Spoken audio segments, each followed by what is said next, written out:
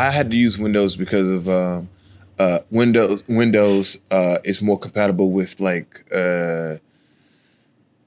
gaming stuff, like graphics, and I do a lot of stuff with graphics right now. So whatever.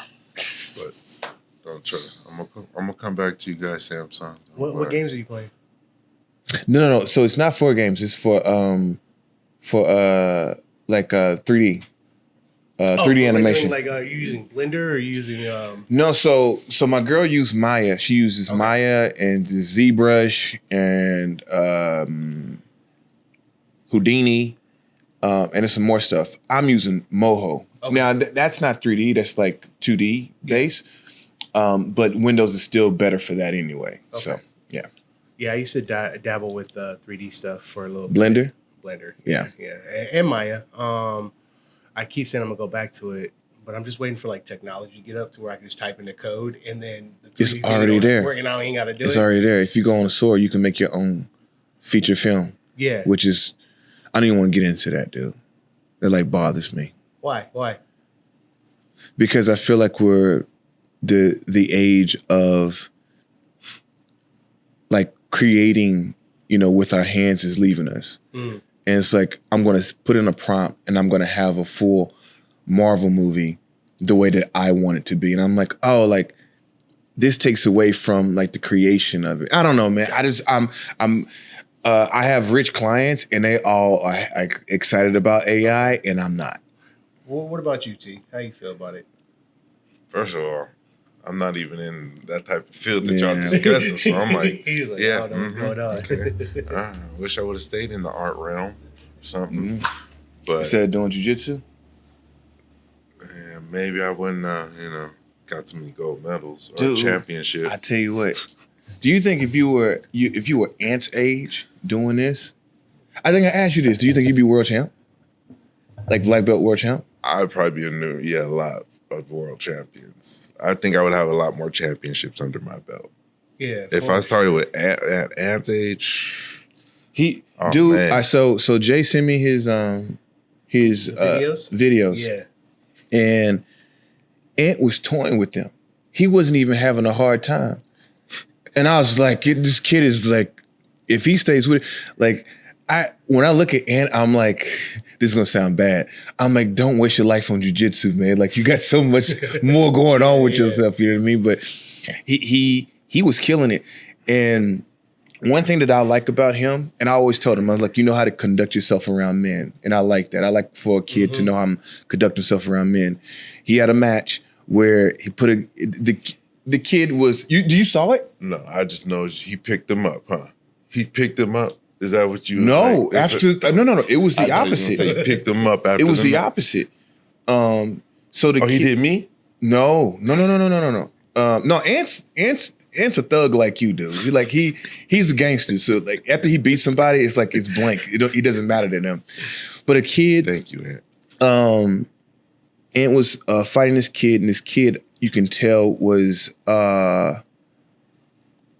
he didn't have the training of like the character training, right? So you know who I'm talking about. Match. Exactly. Yeah, the wrestler looking. Yes. And like Ant kind of threw him a little bit, and a kid was like, you can see him like he got like an attitude. I'm like, yo, you got to keep your head in the game. So Ant was like trying to pull guard, and the kid kept walking around like, I'm not gonna come down there with you. So Ant stood up. I'm like, all right, I'll stand up with you, and it still took his back, right? Yeah. Took his back, put him in a triangle. Tapped him. The kid like threw his legs, like something it was not very good. Now sportsmanship. Yeah, it's horrible. Like you don't like, especially with you. You're a coach. You don't want to see that type of stuff. You like, so all Ant did was like kind of clap or whatever. Yeah. But still, the way that he conducted himself afterwards was the way that like how you're supposed to do it, like an adult. You know what I mean? So he showed a lot of character right there. And that made me like look at him like see, I know I saw something in him. Yeah. I can agree with that. Like first time, usually when you meet kids that are like 15, 16, it's like you're a child. Like they always have this I want to say youthful, playful innocence, right? Like they play too much, but they're just really young, right? Especially like you're saying like with adults. But like I feel like with Ant, he plays, but he plays the perfect amount. Like, Yeah. he's like, it's like He fits right in. like honestly, I'd be like, man, he's a grown ass man if I didn't know. You know what I mean? Like that's the vibe I get off of him, just talking to him and interacting with him. Is that I don't feel like I'm talking to a kid that's in high school. Yeah. You know? Yeah. I like him. forgot he was in high school sometimes. I know, I forget. Yeah, but he's even with how you say he goes against people, like, do you roll with him easy? Me? Or do you make it challenging for him?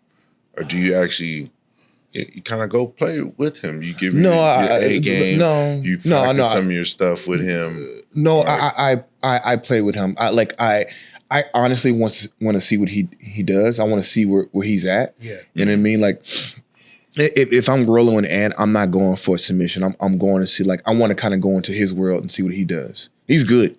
He's good. I mean, for where he is, like once his body fills out and he becomes like a man, he's gonna be a problem, dude. He's long. You can tell he got some strength to him. He's young. He's gonna be a problem. I go after him. Not like super after him, like, but I go after him enough to be like, okay. I'm gonna push everybody, man. So we just see it. And I like, and Anthony's a front row. So even with learning the leg lock stuff right now, I still go after him with leg locks, and he has a good defense there. Yeah. You know, I'm like, oh, you got pretty, you know, I'm not good, but you got good defense, you know, everything. So you paying attention to coach at least. So that's a good thing. So, yes. You know, there's just some of those individuals you have to go after just to make it, you know, challenging. Yeah. Push them to see what they have and see how much he can push you. Because at the end of the day, just as much as he needs you, you're going to need him. Yeah. Yeah. Yeah. So he's going to be the future here. So him, I mean, of course you, T, but him and Elijah, no one knows her right now, but I think Evelyn has that. Yeah. Gabby. Oh, for sure. Yeah, I don't want to like leave anybody. Vu, I don't want to leave anybody out because there's a lot of people, a lot of young people here that are like really showing themselves. And I'm sorry if I left you out, but those are the ones I can name off my head. Forge has a bright future right now. We have some killers, and like not just killers, but like good people. Like they show really good character. Yeah, you know. Yeah.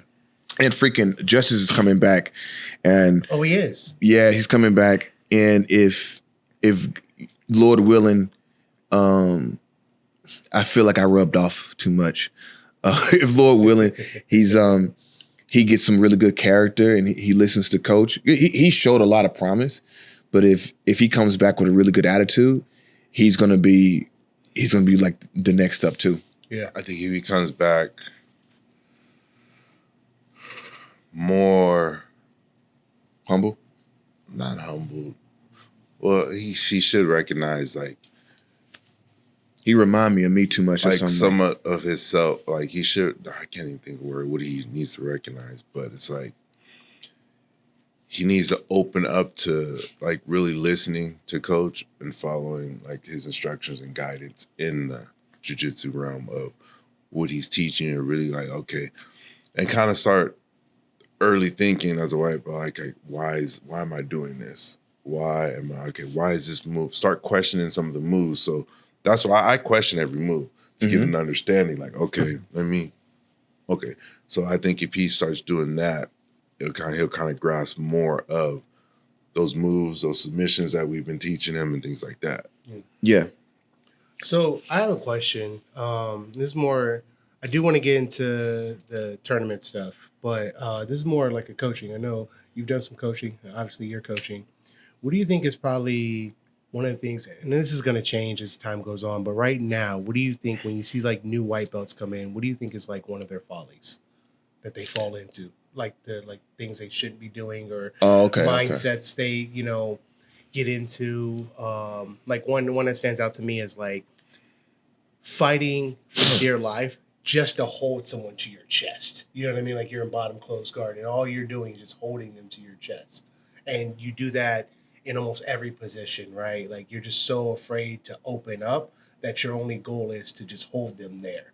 And I feel like that's one of the things I see like white belts do. I only say I see them do that so much because if they're doing it, because they don't understand it, they don't get it. Yeah. So they're that's even like when I did it in the beginning. I was holding on, just like, okay, what the fuck do I do? Mm-hmm. Like, okay, I already got to this point. I don't know anything else. So I think that's what they're gonna continuously do that for a while until they start learning. Yeah. My thing with them is, I would say it's one like Coach always says: stay off of Instagram, stay off YouTube, watching those videos from some people that are not so good at instructing. Yeah. So I would say, just like Coach, stop following some of those videos that do dumb moves. It's like, or stop trying to get like those fancy moves just to get Instagram famous, YouTube famous, because you're not learning nothing really. Yeah. So, and that's what I would say, because I think that's what's going to be happening a lot. And that's what I think a lot of the white belts are doing, watching these videos, and some of it's just trash. Yeah. You know, and it's, I don't know. Yeah, that's how I believe. That's what I think. I think it's this thing of needing to win. Like, because I get it. Like you're doing something and you kind of want to prove yourself. Because I was at white belt. Like I was always constantly trying to prove myself. I was trying to tap blue belts and purple belts is you know, like if I needed that stripe. You know what I mean? Like I needed that, like on that notch under my belt. Like, oh, I caught a blue belt. I caught a purple belt. Like I'm on their level. Yeah. And it's not about that. You know what I mean? I think the wanting to win over the wanting to learn. You know, that's like it took me I was still a white belt, thank God, when so mine was like, dude, I got bullied into like playing defense. And then my professor's like, look, he says, once you learn defense, everything else is going to open up to you. So I just opened up to it because everybody's like, oh, you're so big, you're so strong, you're using too much strength, you're using all your weight. And I'm like, okay, I'm just going to take everything. I'm going to let everybody just dominate me. And like I got so good off my back, so comfortable, let me say it, so comfortable off my back that I was never scared to like be put in a bad position. Yeah. Like even now, I kind of prefer it. I kind of prefer to be in like in a bad position to kind of play from there, you know. But white belts, sometimes they get in this place where they're like, they don't want to be in a bad position. They want to win, and it's like it's okay to lose in here, you know. Yeah. And so that's one of the things I see the most. Okay, you know, I like those answers because I feel like they align with my theory of like get tapped out more. So white people, like white people. I may cut that, I may not. You know what? I never thought about that. We may need to cut this out, but there's the white belt is at the beginning, and then when you master it, you're a black belt. Oh, wow. Okay. If you ever thought about that, I mean, yeah. But go ahead. I think that's for you, Evan. That's for you, Evan. Yeah, that's all for Evan. And Steve-O, who's our honorary member, right? Yeah, honorary. Y'all made him an honorary black guy too. Hey, I didn't. T did. Hey, look, I just didn't want to fight T. Like I didn't want to fight T. Hey, Steve-O, he's earned a little bit. Let him get honorary. Man, I don't know. He fights a lot more for us, okay, than against us. He's got to grow some hair first for me. Hey, don't. We all gonna LO Cool J one day. So hey, thank you, Steve-O, for showing the way. I'm holding on to mine for dear life. I don't think I will. I think I'll be good. Okay, just wait. I just say this just because, like, I got like Hispanic blood in me. And have you ever really seen like an old Hispanic man? Like never. Yeah. But they go bald too, you know. No, they do. They do. But it's very few far in between. It's far few in between. I think that's. Like I'm gonna hold on for dear life too, but I know it's coming. I know it's coming. Like I said, we all gonna LO Cool J one day. White belts, not white people. No, I always tell white belts like get tapped out more. Kind of like what you're saying is like getting those positions that you're gonna be afraid of. Getting those positions and understand like, oh, okay, my arm is fully extended there. Like I can fight up in this point, but when I get here, I have to tap and know your body limitations and put yourself into that fire a lot. So Yes, you have an infinite amount of lives, especially like as a white belt. Like that's what's supposed to happen. You know, like there's no pressure. You know, and to win, you're supposed to lose. You know. I agree. I didn't want to get tapped out that much as a white belt. No one wants to get tapped out. I didn't want to. I couldn't do it. Like, nope. You have to earn this. But you're like that right now. I'm still going on my defense, but hey, those times when I have to learn, my thing with a coach was just don't do that position no more, or don't do that move, and that's the only way I would get tapped. Then I realized, coach, like, stop doing that. Oh, okay, all right, I'll stop doing that, so I won't get tapped out. I have a thing about that, but I want to wait until we start talking about the tournament because we can jump to tournament right now. Like, that's totally fine. So I want to ask you, both of you guys. Mm-hmm. So again, I'm coming from a perspective of I don't want to be like a blue belt because that's just stupid to me. Like someone who's been doing it for a few years, right? Yeah. I'm coming from with the perspective from doing this for a few years. When I see people like do something that's a bit unorthodox, right? Mm-hmm. Like it looks crazy. And then your coach may say like, hey, don't do that again. Like what are you doing, right? Yeah. And I think sometimes a person is discovering something. Like you see what I'm saying? I know what you mean. And sometimes it may not be right, but they may be on the road to something. You know what I mean? Like, Vu has this move. I forget the name of it. It's an actual thing. The donkey guard? The donkey guard? Oh, yeah, she does in that donkey move. Yes. Yeah. And she was doing it in the tournament, and I felt like it wasn't serving her yet, right? Mm. And I wasn't sure. I'm not sure what advice she's been given, like as far as like if she needs to keep doing it or not doing it. But I told her personally, I was like, look, don't let anyone get in your head. Keep doing it. I'm like, you're discovering something. Mm-hmm. And like, when you feel like it doesn't serve you anymore, then don't do it. But I feel like there may be something there because there are so many people who have like these weird, unorthodox games that not everyone can play. Mm-hmm. And when you discover yours and something is like working for you, like I feel like you're discovering a different path. Because and not everyone's path is the same. You know what I mean? Yeah.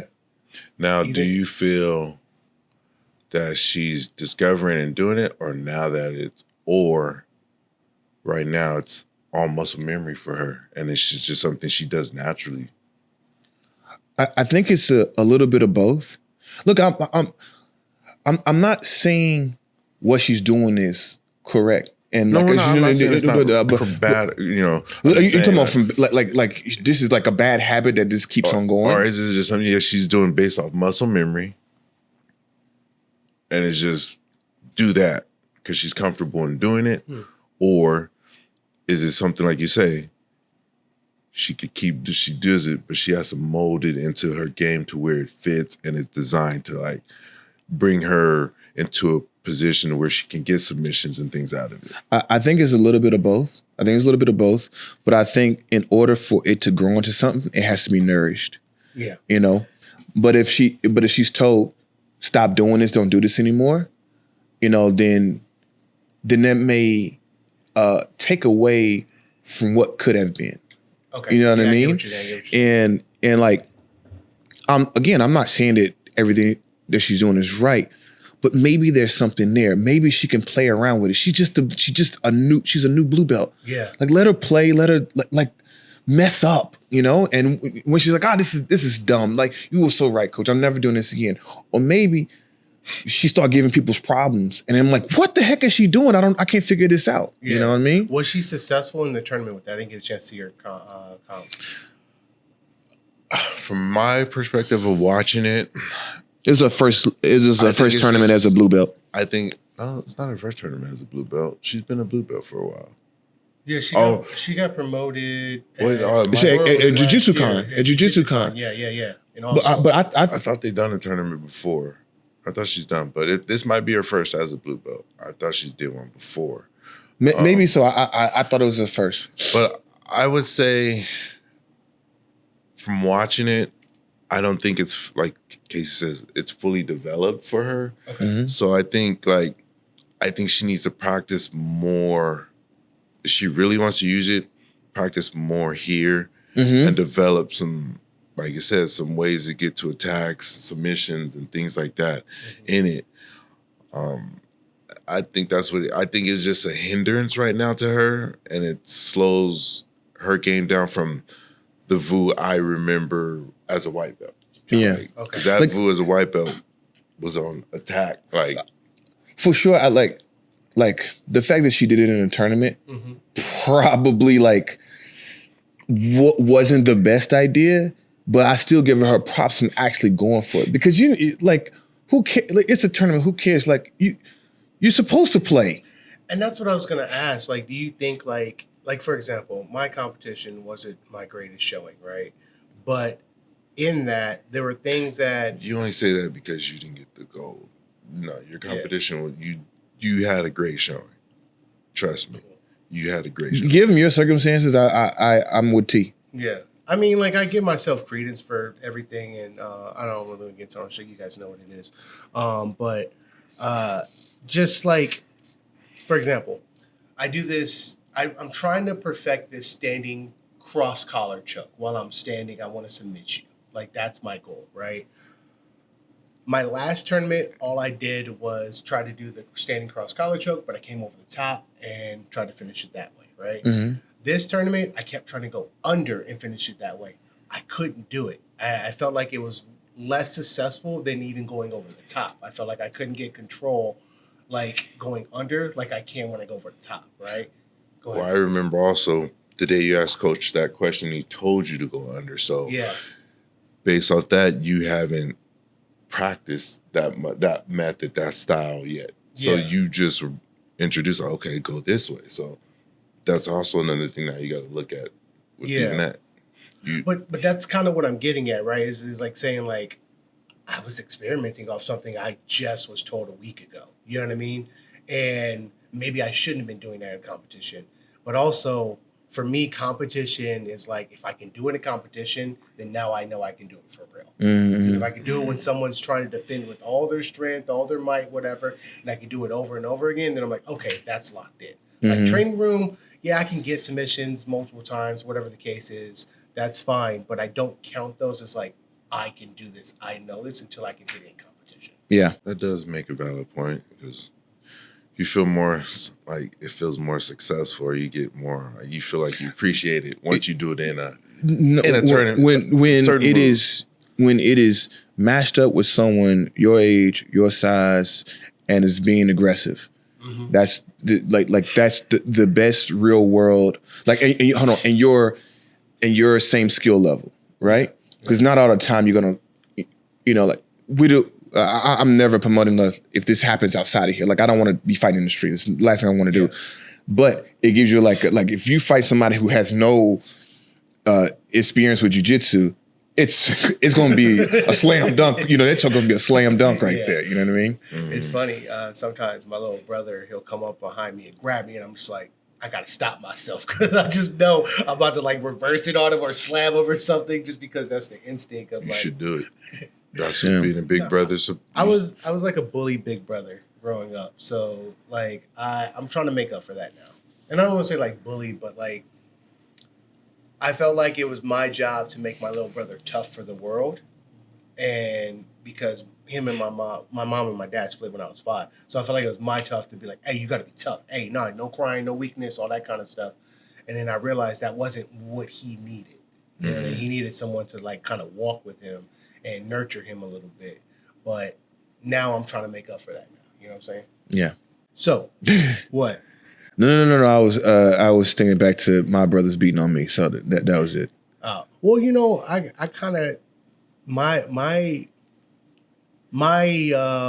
influences were my foster brothers. I was in foster care for about 2-3 years. And I had older foster brothers who were like, I was like in elementary, they were like middle school, high school, and that's how they treated me. Yeah. Right? Yeah. So that's all. I was like, I don't really like it, but I'm a little bit more tougher. That's why I'm willing to jump in the fire with shit, because I was like, well, I got beat up all the time. I don't care if I get beat up. Like, I just care if I back down like a coward. You know what I mean? I can't be a coward. I can get beat up, but I can't be a coward. Yeah. You know? My foster brothers were the same. You know what's funny? I never realized that all three of us had experience in some way or form with foster care. I didn't just realize that now. Yeah. They. That was something else. You know, it's the story. It's the story of our people sometimes. That's why I learned to be. Yeah, because that's like, that'll toughen you up real quick. They for sure did. I remember. And they were high school. I was elementary. Just like you said. Yeah. Stuff I went through. Oh, man. You know, it's funny.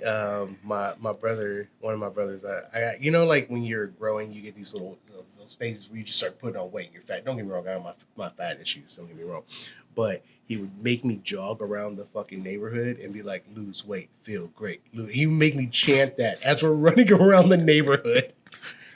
You know, this is completely other subject. Because something like that, me and my best friend, we would get like a little boom box. We still had a boom box back in the day, and we got that Rocky song, that dun dun dun dun. Yeah. We would find random people running at the park and just follow them playing that song. I don't know why, but when you said it, it made me think about that right there. Funny. That would have been a part of today's. You might have went viral for doing something like that. Of course, yeah. That's what that would have been.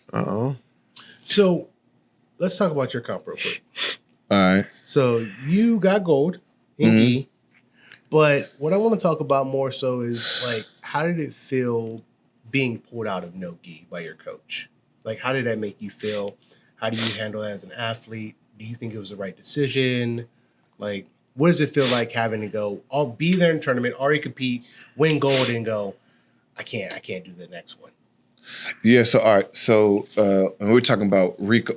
Both coaches, like Coach Alex is my coach and Coach Rico is my coach. So Coach Rico's I'm with Coach Rico more than I am with Alex. But I just want to say Coach Alex is my coach as well. Yeah. So Rico was with me for my Naga tournament that I did. And in that tournament, I can't remember how many people I fought, but it was like 12, 13, 14 people. And I was exhausted. And he had this moment where he's like, should I pull him? Like, no, he's a grown man, like, blah, blah, blah. Yeah. And he always said, like, I should have pulled you. I should have pulled you out, right? And in this one, he knows what I'm dealing with. He knows everything. Like, we're kind of dealing with the same thing. Yeah. And he saw something, and he's like, I'm not gonna let that happen again, you know. But before then, like I would have been more inclined to be like, hey, I'm gonna do it anyway, and we'll just argue about it. Yeah. But before then, I told him this. I said, this was the first tournament where I felt like you became my coach. You know what I mean? Okay. Yeah. Where he knew exactly what to say to me. Most of the time, Rico is Rico. You know, he says Rico stuff. Yeah. And you're like, all right, man. He's 6 or yeah, I mean, look, I still always respect him and say, yes, sir. Yeah, I got you. Yeah, I got you, right? This is the first time where he said exactly what I needed to hear, and he got me through. He doesn't take credit for it, but I got to give him credit. He got me through this tournament, period. Like, because I was a complete wreck. Like, I was a mess. Yeah. I was a mess. Even T was like, you need to step out of it. What's wrong with your problem? I was like, let me get off the phone with T. Because boy, he's freaking maybe like, you should slap him too. No, here's the thing. But hold on. But Rico knows, like, we're all different. Like, we all have the different things. Like, I need someone to, like, say, you're going to be fine. You're going to be okay, right? Mm-hmm. T needs a, pow, wake up. And then T was like, I'm going to kill somebody, I'm not sure. Hold on. What's yours? You just need to be you like to be left alone. I think so. I think I'm just so used to being alone in general that I feel more comfort, like, just being alone in those moments, if that makes sense. Mm-hmm, mm-hmm. So yeah, I would have to say as the moments of preparing, or like, okay, we're about to start. All of the above, man. Like, I just feel like until I don't want to speak for Misfits because I didn't like compete there, Mm-hmm. But until I came to Forge, I felt like all my tournaments were on my own, right? Like I had one tournament where my coach, like I'm standing there, he's like, yeah, I'll be there. I'm waiting for him to show up. He shows up like right when they call me on the mat. And so like I was already preparing to go into that battle myself. You know what I mean? Hold on. Can I ask you a question? Yeah. You just like being alone. Like I feel like there are times where you don't want anyone with you. I don't know how to be around people. I don't know who I am sometimes, if that makes sense, because I lived a lot of my life trying to play a character, if that makes sense. I understand. Yes, like, of course. And when I finally like made this decision to be like, hey, I'm a grown man. I don't have to like play that character to get attention, to get friends or whatever. Like I could just be me. I don't know how to interact, especially in like group situations. I don't know when to jump in. Like I feel like I always cut people off. I feel like my stories aren't as good as everyone else's. So a lot of times I just shut up and be quiet. I just don't know how to fit in with people now that I have changed my perspective on who I am, if that makes sense. Understood. Yeah.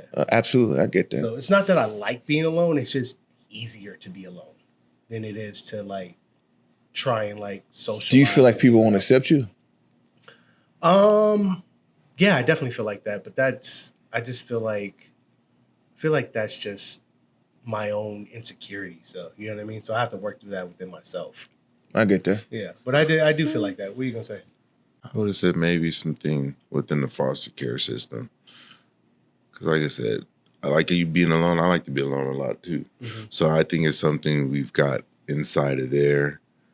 Because within that foster care system, I was always alone. So like even when like group settings, like family settings, like even Thanksgiving, everybody be out. I go right to my room, eat, play my game by myself. So I kind of understand like being alone and things like that because you feel comfortable with it. Like you don't have to worry about nothing. You're not stressing about anything. It's easy. Yeah. Being alone and just doing certain things, prepping yourself for whatever you're doing or getting ready, however you want to do.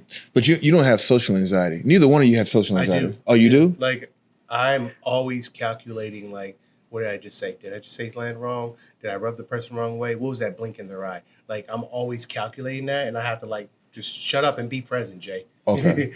My thing would probably be, because sometimes my mind is thinking, but sometimes I'll say something different and then I'll go back and think like, damn, did I just do that? Or I get like, damn, did I just say that? I wasn't supposed to say that. Shit, that didn't come out right. Fuck. Yeah. So that's usually how I get at the end. But, going to interact with people, I have no problem with that. I find the right time. Like, I won't interact with you unless it's something I see like I know I can engage with. Yeah. And then it's like, okay, I'll go. All right, I feel more comfortable. Then it's okay. There's my time to get in. Yeah. But it's just get jumping. Nah, I'm not jumping in right away. Nope. I'll sit back and watch, see who's who, and then like, okay, all right. Then it's my time. I'll go to that person. Maybe I'll have more in common with that person. I'll watch them first just to see like to kind of gauge it. Who I have a better connection with, or that's Yeah, I think a lot of it, I would say for me is like kind of like what you're saying is like gauging when to jump in and like how to jump in. I think like growing up, a lot of my friend relationships, they were competitive and I didn't realize they were competitive. Like I thought we were just playing along, right? That's why sometimes like when I say jokes to you, I'm like, I'm sorry, like we good? Like I just want to make sure I didn't take it too far because I had that scar of like, oh, this was competitive. I didn't realize it. And now that I've changed who I am now, I understand that competitive is more, and I think jiu-jitsu helps with that because you realize, oh, you're being competitive right now. Why are you being competitive? Like, Yeah. We're just trying to flow roll. Oh, okay, you need this for whatever reason. So I feel like for conflict resolution, it's easier for me to just fall back instead of even trying to be in that competitive mode in conversation for attention, to tell stories, whatever the case may be. Yeah. Hold on, because I don't want this to escape us because there's something that happened at the tournament, and we talked about it, and so I wanted to like, because it didn't start with you. It started with T, Okay.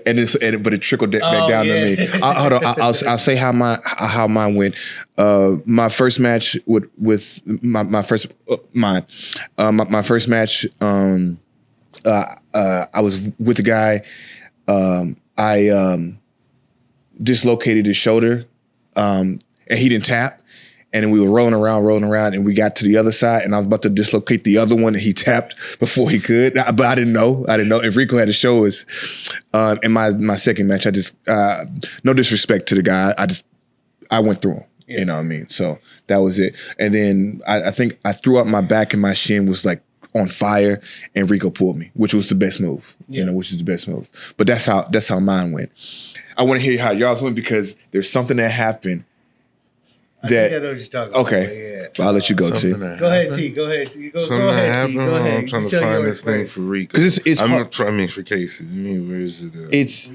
It's hard to admit it. You know what I mean? And it kind of plays in. I'll say it. All right. So you talk about the pressure thing? Yeah. Okay. Yeah. So I would say, because we kind of talked about this a little bit offline, there was definitely pressure when it came to like trying to win. Match. Wait, what happened? Your second match. That's what I was trying to send. Oh. What is it? What so my second match was this guy that T went against. He beat him 5-0. Just to let you know, I beat him 19-0. I submitted him. See, this is what I'm talking about. Competition. Should I jump in right now and say, hey, I tried to submit somebody. I didn't take long. I didn't take long neither. The tape will be out. Okay, we'll see. But how did yours go, King T? I guess I'll let Did you get all submissions? You got 4 out of 5. 4 out of 5. 4 out of 5. Jeez. So the first guy, well, I guess they pulled me into their guard, or they pulled guard. I think with the same thing with the second guy too. So basically, we ended up in half guard, and they're basically going for a lockdown. And thing is, I'm happy being there with being in lockdown. Like I'm happy in the half guard position. Like this is where I want to be anyway. So sat there, was able to isolate the arm and Kimura.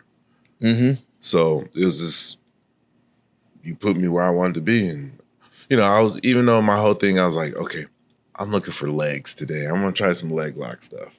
So I was like, I don't want to do the arms, but you got to take what's given to you. So, and then the same guy did, the second guy did the same thing. Same position. Lockdown. I'm like, did you learn from the last guy? Did you even watch my match? Or did your coach even tell you, like, you shouldn't have done this? So I was expecting something different, but because this guy was a little bit he was super spazzy. Yeah, so I was like, I was expecting, not that same position to end up. Same thing. Put me in the lockdown. Okay, you're isolating your arm. So, okay, thank you. Yeah. Come on again. He probably had a better grip on it, and that's where Casey's like, go for the hand. I was like, all right. I get half that win. Because right when we were in that position, I kind of gave her a face and I was looking up like, you just gave me my win. Mm-hmm. Thank you. Yeah. And I'm going to be here. I'm not going to change nothing right now. Third guy, that was a little bit more, he gave a little bit more of a challenge. I don't remember so much of the match, what was going on.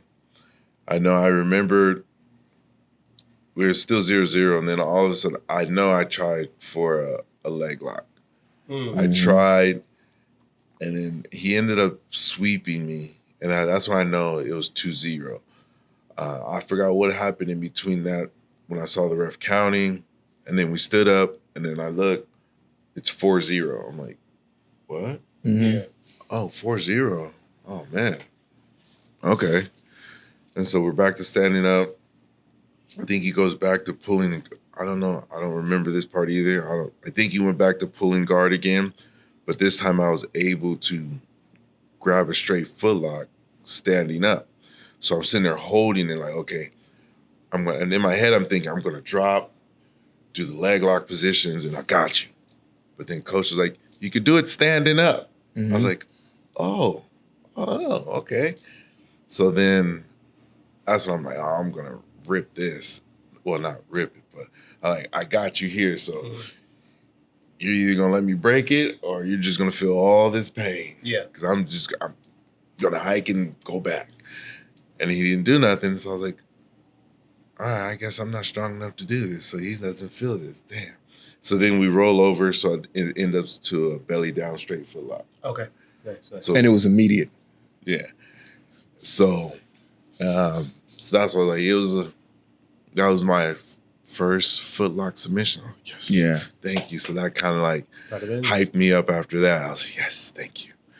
And I gave that's why I gave Rico his first footlock submission. I was like, right when I got it, I was like, for you, Rico. You asked for it. Got you one. Yeah. Hold on. So I'm interested in yours. Yeah. Because I didn't see you the entire time. I saw you once when you filmed me, and that's it. I didn't see you before, and then I barely saw you like after. So I got to catch like I think 2 of your matches. Yeah.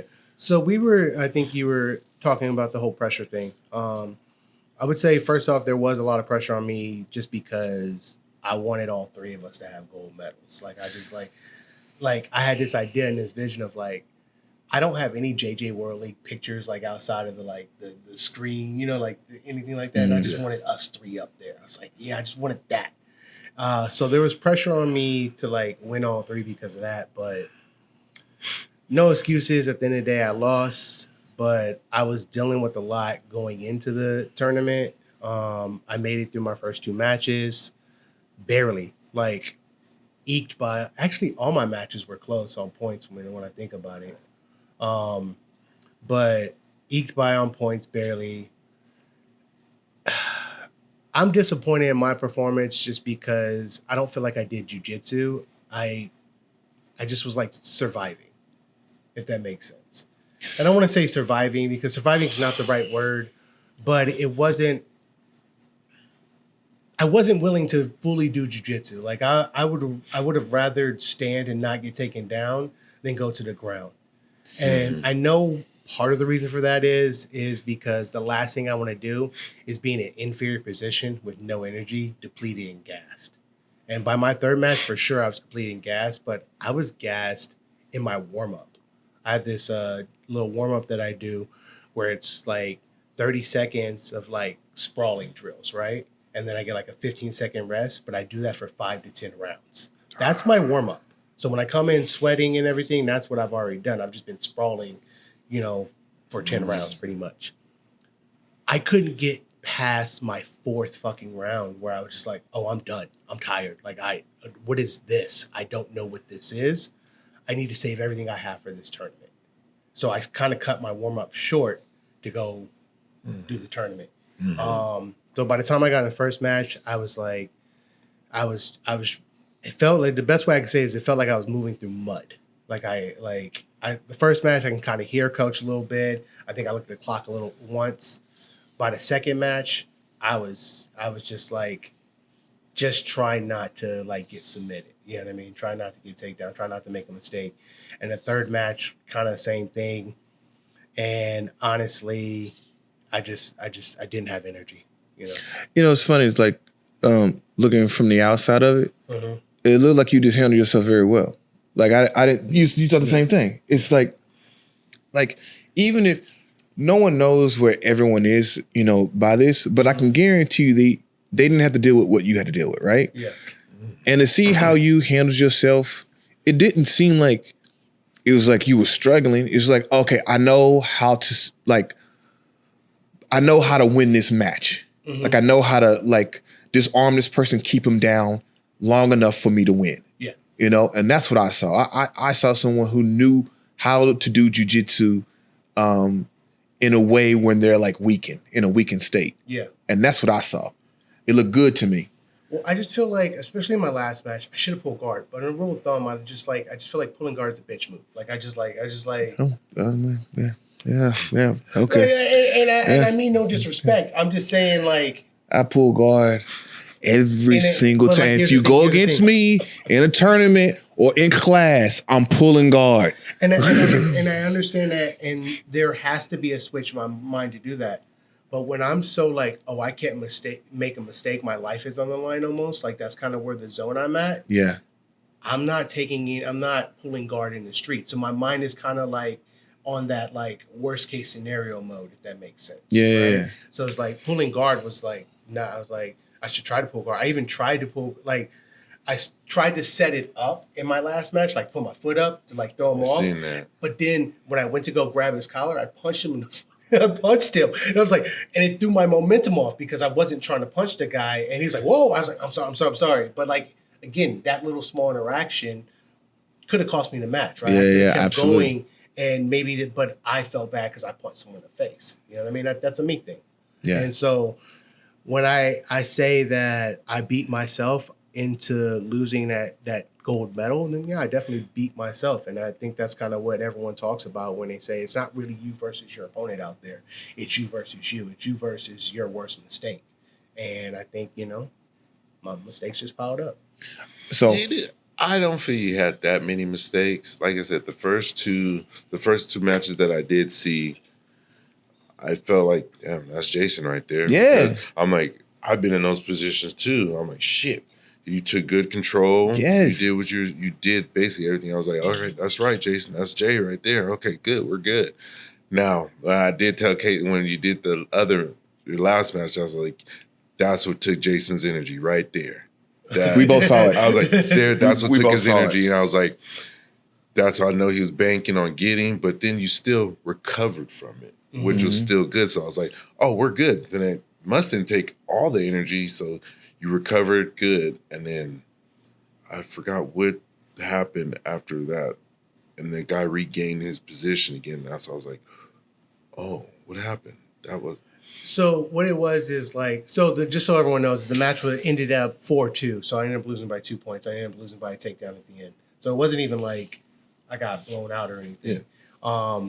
Just I was exhausted, and he went to do a sacrifice throw, and like I didn't react fast enough. Like usually I react like that. I kind of bank on people doing that to react off of it. Like I know it sounds like I shouldn't be doing that, but I guess ego. I trust my timing and my instinct.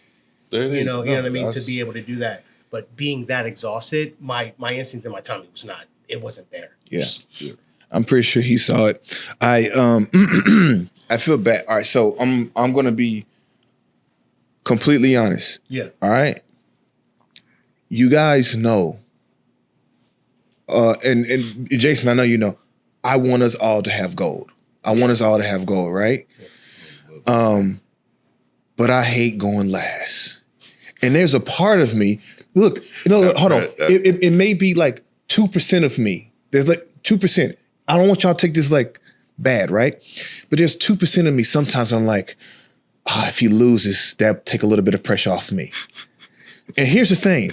And hold on, and this is me being just being 100. Like, when you guys go before me and you win, you have no idea how much pressure. I'm like, oh my God. So T is in his final match, and it's 4-0. 98% of me wants him to win. But there's a 2% that's like, oh man, if he loses, that'll take a lot of pressure. You know what I mean? Like, I won't feel that bad about getting bronze and silver now. Yeah. And he wins, and I'm happy. And I was screaming. If you recorded it, you would hear me screaming, loud, right? I have to go upstairs with T, wearing his gold medal, all happy, relaxed, because he just won. Now the pressure's on me. And then I'm like, crap, man. I'm like, I gotta go, like, I gotta win now. I gotta freaking win. And like the first match is like there's a moment where I'm like panicking. I'm like, I don't want to lose. I'm like kind of praying, like, please don't make me lose out of this. I'm gonna kill him, And then thankfully, I won my first match, which made my second match a little bit easier, right? Now the pressure's off me. This would hurt me the most. As I'm coming off the mat and I'm waiting on my last match, the bronze medal match to end, Jason's coming in. And the way that he looked at me, he says, hey, how did you do? He says, is it over? I said, yeah. He says, how'd you do? I said, I gotta go. He looked at me like, okay. I know how to. It was like a transfer of energy. Like all the anxiety and pressure you gave me, I just pushed it on to Jay, and I could tell Jay was like, "Ah, crap." But when I came in, I just got off my warm up, Yo, and I just knew that I didn't have energy to complete my warm up. So I was like, "Oh fuck, all the pressure's on me now. Yeah, I don't know if I can do this. I guess we'll." because I know if I told you like, "Yeah, man, I lost," you'd have been like.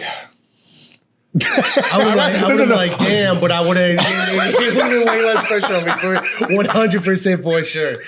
I'm glad you said that. I don't think you guys should lose, but there's other tournaments because, like I said, I've been doing those Masters 3s. I always go last. Yeah. So it's like, I forgot what tournament. It's been a few tournaments. I was like, all right, I got to get double gold. I forgot. I think it was the California one or one of them. And then I'm like, Casey got gold. I was like, shit, okay. This motherfucker right here. I was like, I gotta get him. And then I got gold. I was like, okay, cool. Then we go do Nogi. And he comes back with another gold. I'm like, fuck. And I said, okay, this is gonna be easy. And I get bronze, and I'm like, I know what you mean. It's just that I failed. Yeah. I know it's just, damn it. Honestly, I think that's why I was taking it so hard. Because I was just like, I was right there. 2 points, one final mistake, and then I end up in the one position I did not want to be in. I don't even care. Like, he could have my back. I could have been mounted. I just did not want to be in bottom side control. That's what I feel you're good at, because I'm trying to hold you there. I'm like, fuck, Jason just got out. When I don't have energy, it doesn't matter. And it's like, a lot of times when I'm rolling, I'm always like, I don't want to say playing possum, but playing possum is the best way. I'm always like conserving my energy and making people think that I'm more tired than what I am. I'm always like probing, if that makes sense. When I know I don't have energy, I'm not moving. I'm not getting paid for this. My body won't your brain and your body just are misaligned. Yeah. My brain and my body were misaligned when I don't have energy. It's just like nothing else matters. Like all I want to do is sleep and eat, type vibes. So, Man, go You ahead. gave your all. As long as you did that, and you gave all your energy, you gave everything you had just to try to go for that. So, Dude, and you had the weight of the world on you, dude. Like everything coming into it, plus like again, I saw your face when I said I won. You were like, okay. I was like, I instantly felt bad. Casey's the blame. So we know. No. Casey's the But blame. it was just like a transfer of energy. It's just a transfer of energy. Look at how you're smiling. Like, yes, I transferred that energy perfectly. No, good. I didn't want to do He's that. like, yes, I did it. my discipline is the blame, if I have to put anything on it, right?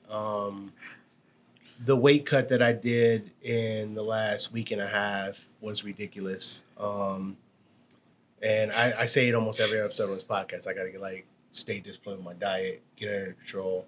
Mm-hmm. I think a lot of it is like if I don't have a concrete goal for me set ahead, it's easier. Like, it don't matter. I can lose weight. I can get back to where I need to get to when I need to. Right. This time was a little different, dealing with going back and forth up north and moving into a new place. Like it is what it is. As I say, your outside stuff that you had going on, you did very well in this competition. So, with all that going on, you couldn't have asked for more. I could have. I feel like I could have. Unless you were willing to sacrifice some of that outside stuff to dedicate to it. But it's like priorities come first. Yeah, absolutely, 100%. In my eyes, you won before you even got there. But Coach Al said something one time, and he was just like, the jiu-jitsu journey doesn't wait. Like, it doesn't matter. And to me, I don't know necessarily what he meant because I never really asked too much in depth. But to me, that was like, it doesn't matter what you got going on outside the gym. It doesn't matter what you got going on emotionally, whatever the case is. Like, when you are on this journey, you either perform or you don't. But what if what you're doing on the outside is part of your journey? Exactly. That might be an impact on a part of your journey, because sometimes the stuff that you do on the outside, it gives you either the motivation to continue or to do certain things in here. So your outside stuff is part of your journey. Yeah, but we ain't getting paid for this. We ain't. We're not. But I do want to mention this because I know we're running short on time. wait, this ain't the special one? We can do This ain't the special? Oh, because we ain't say why it's a special one. Yeah. Oh, does it have to be that one? Okay, no. I got you. I feel you. I'm talking in front of Okay, as good as okay. We ain't got one. I want to say two things. And I don't care where we go after that. But one, you sent me the video on mine, right? Mm-hmm. I heard what you said. Thank you. You said Danger Ross, and I was like, oh, look, Jason. But also, some dude pissed me off, and I'm like, please, I wish I would have heard him. Oh my God, I wish I would have heard him. Like, I put the guy in Kimura, we rolled over. Like, I was gonna take his back, I missed his back, and he put me in side control, right? Mm-hmm. And he's like, the guy's like, cook him, bro. There you go, Jonathan, cook him. And I was like, and I swear to God, I was like, if I'd have heard that, I'd have broke. I would have.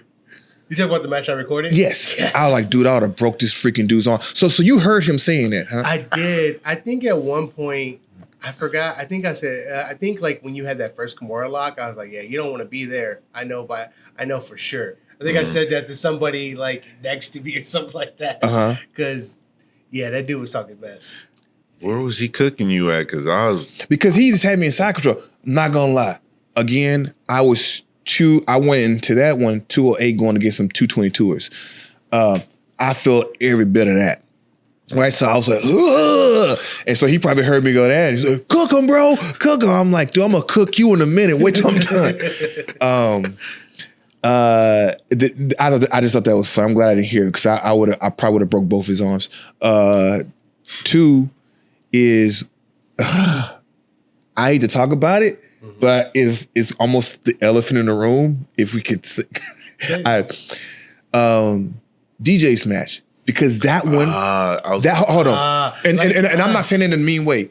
That match hurt me to watch. Yes, I thought it was gonna be fun to watch because I'm like, oh, let's not give the outcome.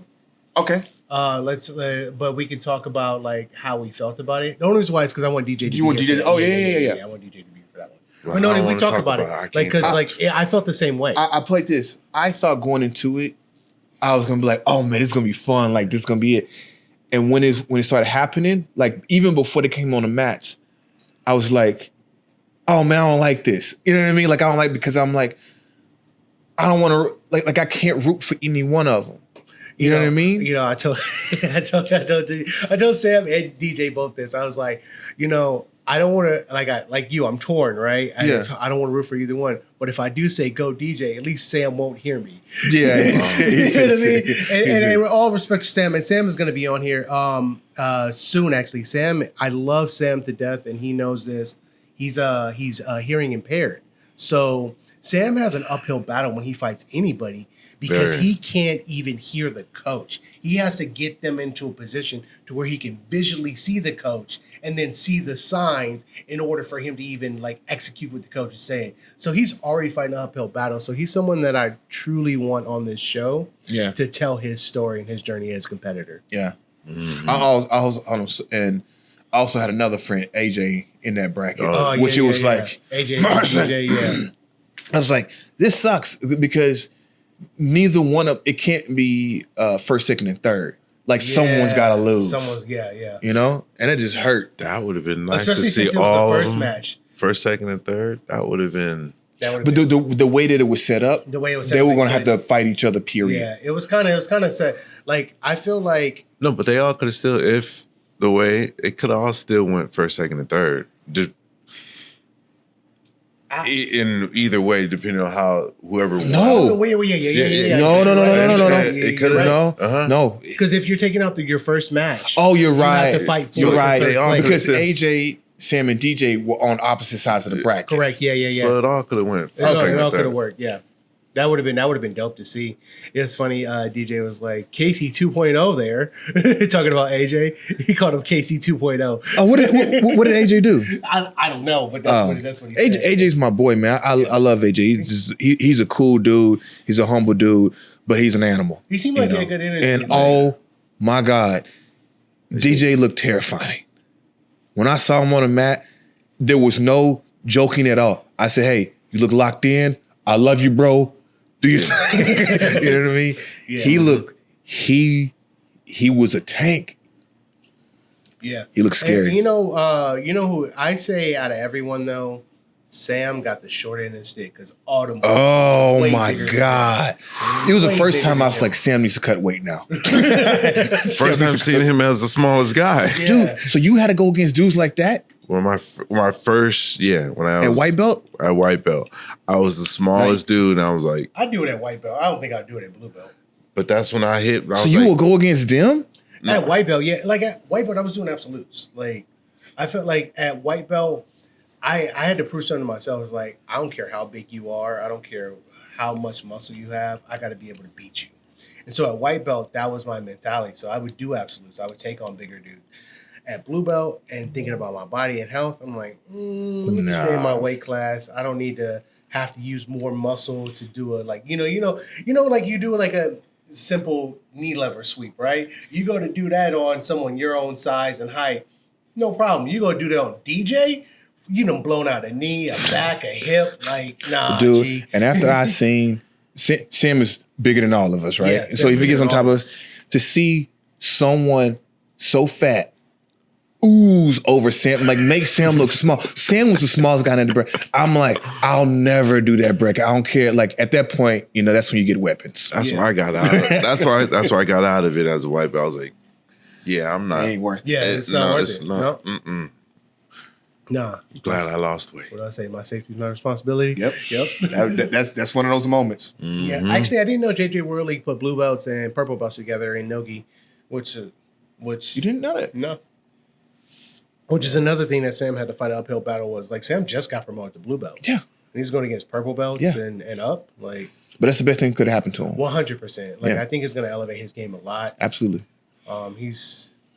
Sam's going to be a force to be reckoned with. He's going to go to that 222 and under drop. But he's saying him and his wife, he's trying to blame her for the food and eating. I saw that, Billy. He can lose. He can lose. You got to blame your discipline. Mm-hmm. I can say that. I can, because I eat like a fat kid. I think we all do, because Let's talk about the morning after. What about the? The week after. I went so ham. I'm pretty sure I'm like 230 right now. bro. I think I'm like not even gonna lie. I think I'm 230 now. I haven't stepped on the scale, and I refuse to. I kind of refuse to. I need like a week and a half in the gym before I step on the scale. Shut up, T. Shut up. She's like, I'm at 205 and I'll be eating good because I'm 40 and sexy. Man. That's what he's just been working out lately, I told y'all what to do. Y'all don't listen to me. Here's the thing. No. What did they teach you guys? It's gonna catch up with you. What did they teach you guys in the black home? Respect your elders, right? Come on. Man. Respect me by listening to me, okay? Are you really the oldest out of all of us? Yes. Yeah. Okay. By a few months. Okay. I don't care. Still older, right? Whatever, it doesn't matter, right? So, oh God, y'all gonna listen to me? He's been on this earth a couple more months longer. Think he knows. Think he knows better. Talk to me when talk to me when you start traveling the world, bro. Yeah. Hey, sometimes it's good to be safe in your own bubble. Yeah, see, there it is. You are right about that. No, I'm just giving you a hard time. Yeah, I guess we could wrap up here. You sure? We deep in the game. I am happy. We got to do this tournament together. Yeah. I felt like this tournament felt a little bit different. Like the last tournament that we did, like we all did, right? Yeah. But that was under another flag. Yeah. This time we were all under the same flag. It seemed like we were much more lively, and I can't figure out the other word, but it seemed like we wanted it more. Like the way we went in representing Forge is like the energy was like so like yeah. yeah. That's why I wanted gold so bad too. It's like I wanted it under this banner. Like I wanted it to be for the school. Go ahead. Sorry. No. Yeah, I was gonna say something else, but no. Yeah, it's like I don't know. This one felt different. This one felt really different, and I was so happy that we all got to do it together. Yeah. Like man, we all won. I don't like we won. You know what I mean? Like I think if we go anywhere, people know who we are. Period. They know who Forge is, and they definitely know us by our names. If they see us, they don't know me. they know you I'm the Craig because Jones of because JJ Worley. because even Mark said it. Mark got second in internationals, by the way. Sorry, Mark. Craig Jones. I called him. I called Mark. I called Mark. I was like, Mark's been freaking getting gold medals left and right. He finally got time. You need a silver to get you better, man. Don't listen get to you him, better. Mark. You know, He's I just mess jealous. with you, Mark. I love you, Mark. I'm sad that you got it, but I know you're gonna become an animal now. I forgot where I was going with that. I'm just happy that we all got to do that one. You know, I don't want to. There's other significance to it, but that one meant a lot to me. Yeah, it really did, man. You know, so I wish you were gonna be in town. I would say let's take a road trip to Arizona and let's just do one in June. But dude, hold on. And I told you. Wait, there's one closer. No, there's not.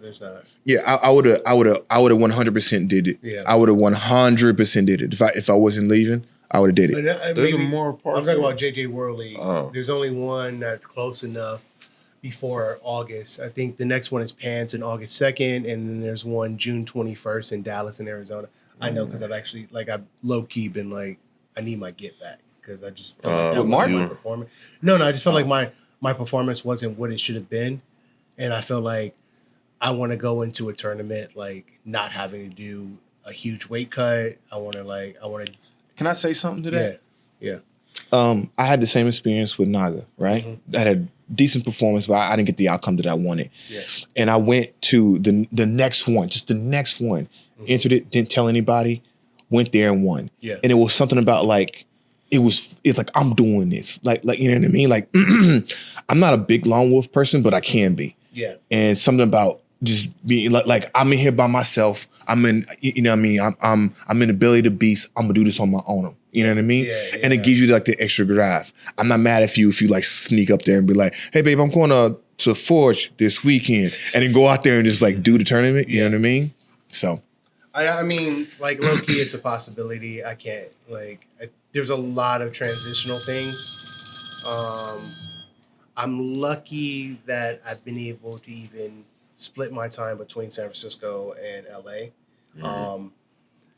Because my lady said when I spent a month in Italy by myself in February, that when I came back in March, I needed to be with her. We're at May now. So I've already kind of like extended the length of what I can, you know what I mean? And then if you think about it, it's really been November's when I first officially was like, hey, I'm leaving. And like we started moving up there. We got our Airbnb and everything. So it's like 6-7 months now. That I haven't been with her. And I've been doing this, traveling thing. So I think she's at that limit where I kind of have to be there. So priorities come first. Yeah. No, priorities come first. And my lady it's God, my lady, Jiu Jitsu. That in that order. In that exact order. So I ain't mad at that. What you gonna say? You gonna say something disrespectful? It's something from the movie. What was it? The Best Man Holidays, where he said, God or family, God, family, and football. Something. Yeah. I was like, okay, I knew. Okay, I got you. Yeah. No. So, T, you have World's Masters coming up. Shit. Do Man. you think about that at all? I think about it all the time right now. Like Masters Worlds, like this is the third one. Do you feel any weight having to win again? Because you won worlds, Nogi worlds, and now, you know, like you hold that, and people call you champ when you come here. Do you feel like you have to continue that, and does that give you is that a lot of pressure on you? I feel it's a little bit of pressure because then it's also I'm thinking like I do not want to not come home without a championship. Mm-hmm. Like, but now I just thought about it earlier this morning when I woke up. Like, no matter what or how I look at it, I'm still a world champion. You can't take that away from me. Mm-hmm. Yeah. So even if I don't get it, I'm still a world champion. Just not this year, but I still am one. So, and then, like I said, it's still pressure just because, you know, the way I think my mentality is like like I said, getting into jiu-jitsu and being here is like my main goal is getting this gym known. Yeah. And that's where I want. Like, winning this will put the name of Forge out there more. People seeing my game and then they'll start looking at my teammates and then it's like, who's your coach? So now it's getting my coaches known. So that's like always been my thing. Get Forge known, get my coaches known, you know. And that's just going to be like a continuous, I'm always put that pressure on myself just because. Can I ask you a question?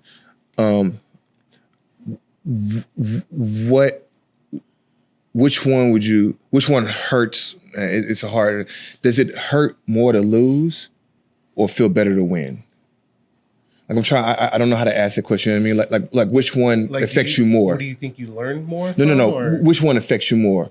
Like, did a loss hurt more, or did the win, was the win that much higher? Well, the winning the no-gi worlds one, that felt higher than any loss.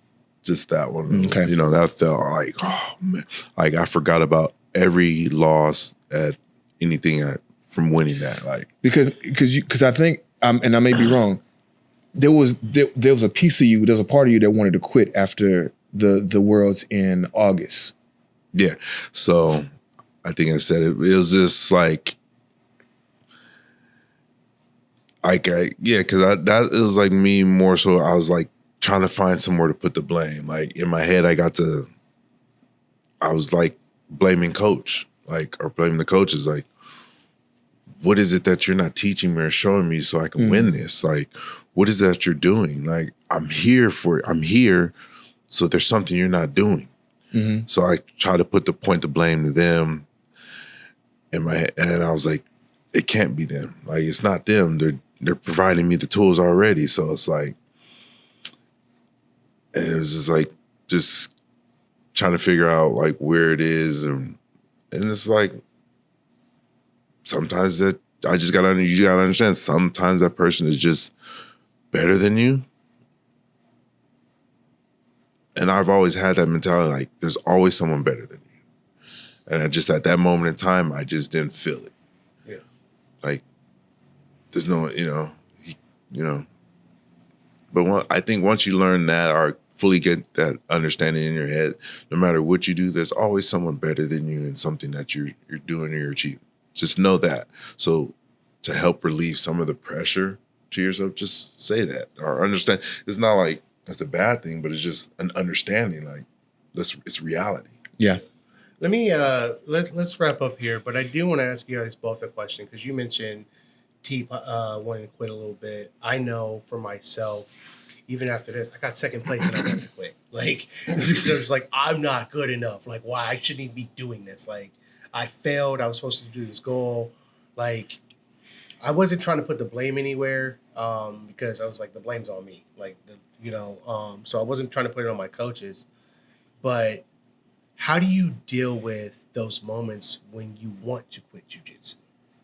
And this question is for both of you. Or if you never had any, like say you don't have any. I'm just curious on how you guys deal with it because I know how I deal with it. I kind of, the times that I've said that I was going to quit, I kind of put myself in my own little box and just sit there and think and just think and think. And then then somehow, you know, one of my coaches or one of my teammates finds those right words to say, and then it just changes everything and my whole outlook. And then it's like, okay, then I get back into that. Okay, let's do this. Yeah. Okay.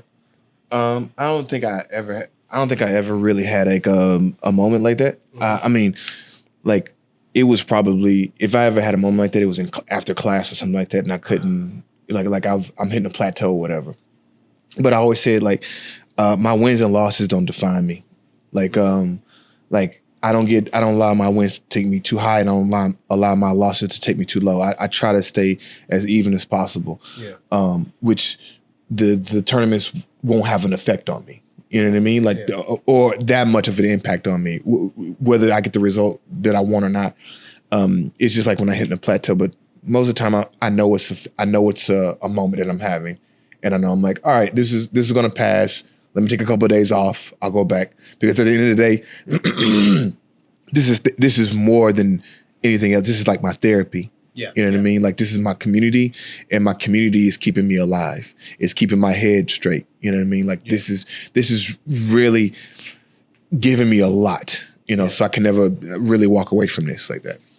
Yeah, no, I like how you say this is your community, just because, like, it's definitely mine. Like, I don't hang out with people outside. You know what I mean? Like, I don't hang out with anyone outside. I'm at gym, work, home with my lady. I don't hang out with anybody. So this is definitely my community. I like how you say that. For me, I know, like, I go through these phases where this is what I tell Coach Rico. It's like, essentially I throw a tantrum. Like, I just throw a tantrum and I'm just like, I don't want to do this anymore. And it's like more of me, like, I kind of have to lick my wounds, and like, so I just like have to force myself back. And honestly, shout out to you. Thank you so much. Like, the other day, I think we rolled, it was like the day I got back, we rolled at noon class. And I was just like, I came to morning class. It's like, oh, whatever. I'm here. I'm just here. And then we rolled, and I was like, I just had so much fun rolling with you. And I was like, dude, why would you ever quit, you dumbass? Like, have fun. You want to have fun. This is about having fun. Go out there and have fun. That's what you should have did on that match, or you should have did at your tournament. But you couldn't even, like, give yourself energy to have fun because you were so exhausted beforehand. So you need to be better in your preparation and more disciplined in the beginning. My point in saying all that is just saying, like, I think we all have those moments where we want to give up and want to quit. And I think, like, it's important to not give up, to still stay on the mats, to find that fun in it, because it is that community. It is fun. It's a game, and it, like, brings us all together. Yeah, it's like just rolling with that right person, it helps. You know, it, like, even though you don't realize it until after that, oh, this person helped me, or even having the talks after even helps. So it gets you back into your mind, and now you're feeling good, and like you said, have fun. And then, like you said, therapy. I think all of us go through it to where it's like, coming in here, you forget about the outside world. Like, it's just, you just know when you get in here, it's you, or right when you start rolling, it's just you, that person, and jiu-jitsu. Yeah. And that's all on your mind. Yeah.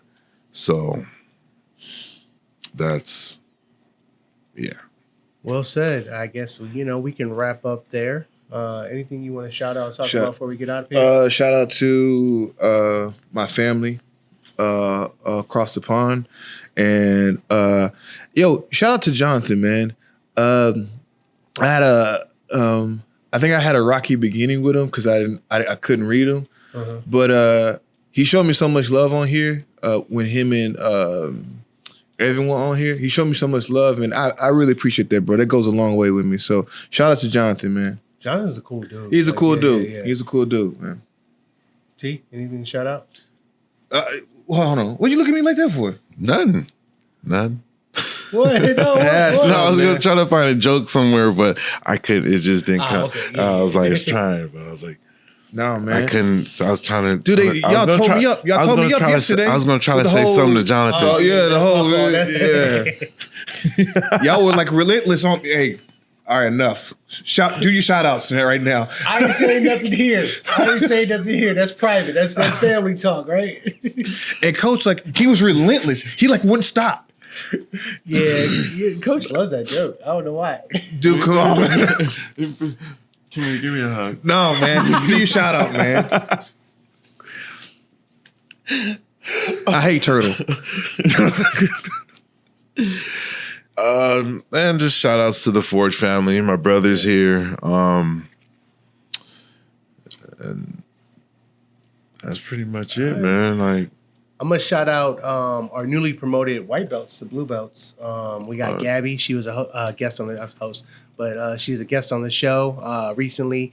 I made a mistake of thinking she was already a blue belt. That's how legit she is. That's how legit she is. You know what I mean? So shout out to her. Shout out to Anthony, little 16-year-old prodigy. You know, just got promoted to blue belt. I can't wait to see what they do in the next year. Honestly. Oh yeah, for sure. And my phone isn't even on silent. Yeah. So that wraps us up, ladies and gentlemen. Thank you for tapping in. Please do us a favor, like, comment, subscribe, share it with your friends and family. Tell us what's up, and we'll get at you next time. Y'all stay blessed. You can add me on Instagram too, renegade_streets finest. I'll tag these two in it too, so you can add them too. Stay blessed, y'all.